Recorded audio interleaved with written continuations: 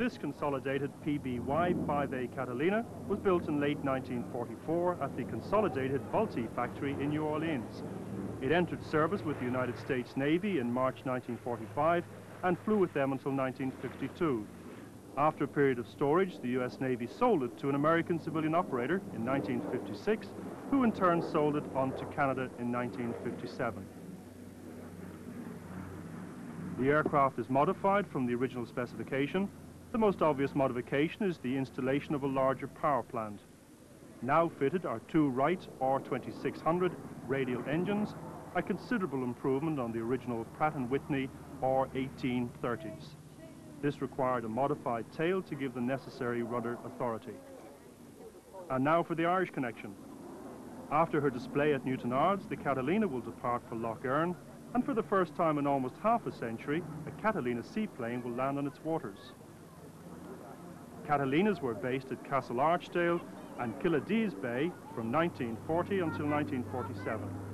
A chance encounter by Catalina Z of 209 Squadron, whilst on patrol from Lough Erne, of the battleship Bismarck, led directly to its sinking.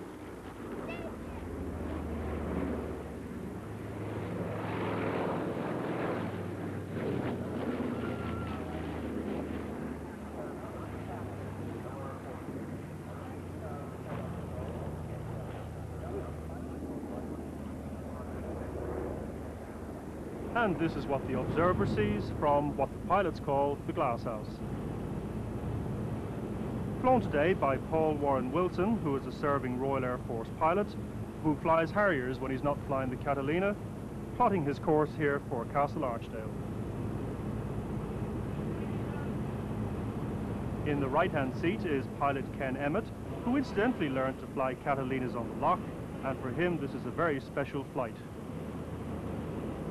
Overflying the very beautiful countryside of Enniskillen at the moment, which I'm sure was a welcome sight for both pilots and locals during the last war.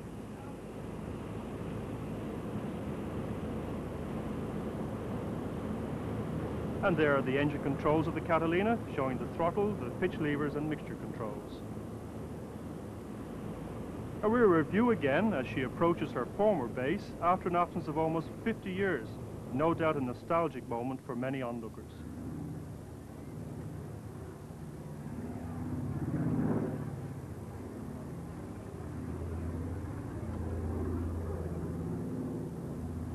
And so, as Catalina DA-Y joins downwind to turn base in finals, let's spare a thought for all those brave men and women who gave their lives during World War II.